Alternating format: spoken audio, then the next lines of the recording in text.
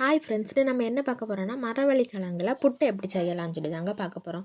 அதுக்கு 2 மரவள்ளி கிழங்க நல்ல தோல் நீக்கி ரொம்ப வாஷ் பண்ணிக்கோங்க. வாஷ் பண்ண அப்புறமா அதை நல்லா சீவிக்கோங்க. சீவிட்டு அதுக்கப்புறம் தேங்காயும் திரி வச்சுக்கோங்க. இந்த ரெண்டையும் சேர்த்து நல்லா பாருங்கள், மரவள்ளி கிழங்கு எப்படி வந்திருக்குன்னு பாருங்கள். அதுக்கப்புறம் தேங்காயும் எப்படி வந்திருக்குன்னு பாருங்கள். அதுக்கப்புறம் அடுப்பை பற்ற வைங்க. அடுப்பு பற்ற வச்ச பிறகு புட்டு குடத்தை எடுத்து வைங்க. தண்ணியை கொஞ்சம் ஊற்றி அதில் அடுப்பில் வைங்க. வச்ச அப்புறமா அந்த குழல்ல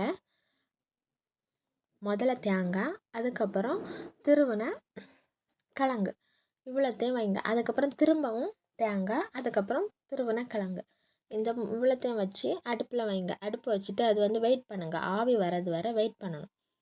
ஆனால் எனக்கு அதெல்லாம் ரொம்ப நேரம்லாம் ஆகாது ஃப்ரெண்ட்ஸ். ஒரு 5 மினிட்ஸ் சொல்லலாம். அதுக்குள்ளேயே ஆவி வந்துடும்.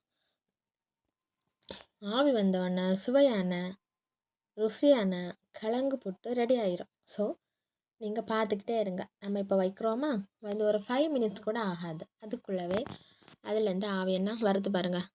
வந்துட்டா அதுக்கப்புறம் அது வெந்துடுச்சு. வெந்துட்டோன்னே அதை எடுக்கிறோம். எடுத்துட்டு சுவையான ருசியான கிழங்கு புட்டு இப்போ தயாராகிடுச்சு. பாருங்கள் ஃப்ரெண்ட்ஸ், எப்படி இருக்குன்னு நீங்களே கமெண்ட்ஸில் சொல்லுங்கள். உங்களுக்கு இப்படி ஏதாவது வச்ச அனுபவம் இருக்கான்னு சொல்லிவிட்டு அதையும் என்கிட்ட சொல்லுங்கள். பிடிச்சிருந்தா லைக், ஷேர், சப்ஸ்கிரைப் பண்ணுங்கள் ஃப்ரெண்ட்ஸ். பாய்.